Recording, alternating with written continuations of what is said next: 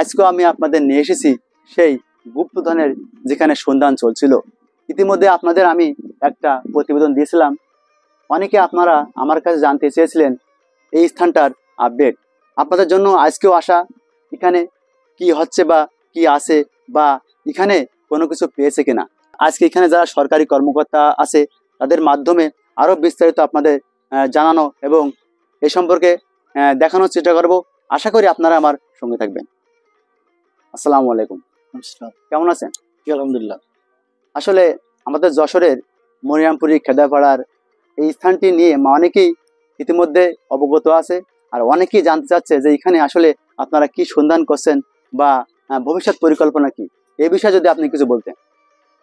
প্রত্নতত্ত্ব অধিদপ্তর মূলত archaeology solve the historical problem.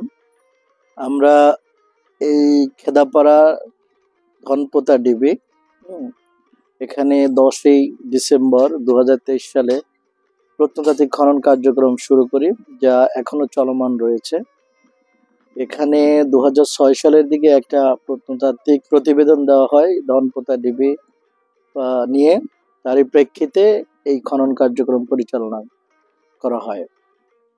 এখানে আমরা এই পর্যন্ত এই পুরো ডিবিটাকে কয়েকটি বর্গে বিভক্ত করে উৎখনন কাজ শুরু করি, যা এখনো চলমান রয়েছে। উৎখননের ফলে এখানে কিছু স্ট্রাকচার অবকাঠামো উন্মুক্ত হয়েছে। এছাড়াও এখানে আমরা কিছু মৃৎ পাত্র, তারপরে পাথরের টুকরো এগুলো পেয়েছি, যেগুলো আমাদের গবেষণার বিষয়। এবং প্রত্নতাত্ত্বিক খনন শেষ না হওয়া পর্যন্ত এই ডিবি নিয়ে কোনো কিছু এখনো বলা যাচ্ছে না। এটা পুরো আলো আঁধারের মধ্যে আমরা আছি। তা এই স্থানটি নিয়ে আপনাদের ভবিষ্যৎ পরিকল্পনা কি?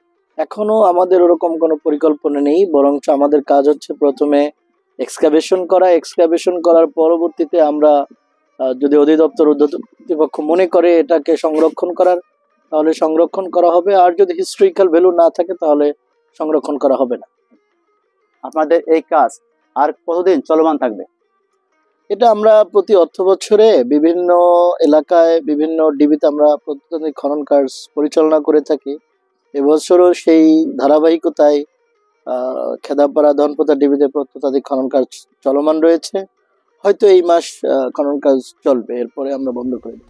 আপনাদের এখানে খনন কাজ করতে এখানে কোনো আকস্মিক কোনো ঘটনা ঘটেছে কিনা? না, এরকম কিছু ঘটেনি। এখানে আমরা এটা হচ্ছে আমাদের এই প্রত্নতাত্ত্বিক খনন কার্যক্রম আমাদের ধারাবাহিকতার অংশ। এখানে এরকম যে ধরনের মানুষ যেই কৌতূহল নিয়ে আসে, আসলে এরকম তেমন কিছু না। যেমন পাবলিকের মধ্যে এক ধরনের মানে মিথ প্রচলন আছে, এখানে গুপ্ত ধন লুকায়িত আছে। আসলে ওরকম কিছু না। আমরা এগুলো দেখে থাকি, যেহেতু বলা হয়ে থাকে এটা একটা রাজার বাড়ি ছিল, তো এখানে আমরা খনন করে দেখবো এটা আসলে কি কোনো বসত ভিটা ছিল কিংবা কোনো ধর্মীয় স্থাপনা ছিল কিনা। এগুলোই মূলত আমরা পর্যবেক্ষণ করব এবং হিস্ট্রিক্যাল যে সমস্যাটা আছে সেটা সমাধান করার চেষ্টা করব গবেষণার মাধ্যমে।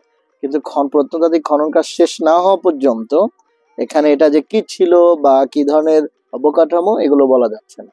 আমরা এখানে এসে দেখলাম যে ঘরের যে পুতা আছে এগুলো তো ইট পেয়েছেন আপনারা।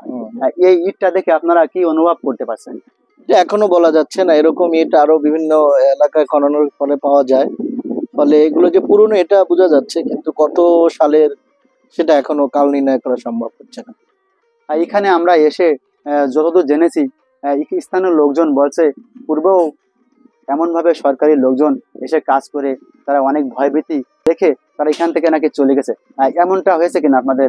না, মূলত খনন কার্যক্রম পরিচালনা করে থাকে গণপ্রজাতন্ত্রী বাংলাদেশ সরকারের প্রত্নতত্ত্ব অধিদপ্তর।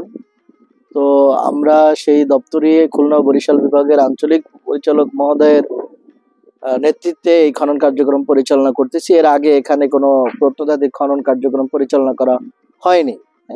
আমরাই প্রথম খনন কার্যক্রম পরিচালনা করতেছি এবং কোনো ভুতুরে বা অলৌকিক কোনো কিছু ঘটনা এখানে আসলে ঘটেনি। এই ধরনের কিছু হয়নি। যা প্রচলিত ধ্যান ধারণা ছাড়া আর কিছুই না। আর এই স্থানটি আমাদের যারা ভ্রমণকে ভালোবাসে, সৌন্দর্যকে ভালোবাসে, যারা পর্যটক, তাদের জন্য একটা ভালো স্থান তৈরি করা যায় কিনা এই বিষয়ে আসলে আমি বলতে পারবো না। এটা আমাদের খনন কার্য শেষ হলে যদি আমরা দেখি এটা হিস্টোরিক্যাল ভ্যালু আছে, ঊর্ধ্বতন কর্তৃপক্ষ যদি মনে করেন যেটাকে সংরক্ষণ করা দরকার তাহলে করা হবে, না হলে এটা ঊর্ধ্বতন কর্তৃপক্ষের সিদ্ধান্ত। আমরা মাঠ পর্যায়ে কাজ করি, আমাদের গবেষণার বিষয়ে আমরা গবেষণা করি। আজকে আমার সাথে সময় দেওয়ার জন্য আপনাকে অসংখ্য ধন্যবাদ। আপনাদেরকে অসংখ্য ধন্যবাদ আমাদের এই খনন কার্যক্রম দর্শনার্থীদের সামনে তুলে ধরার জন্য।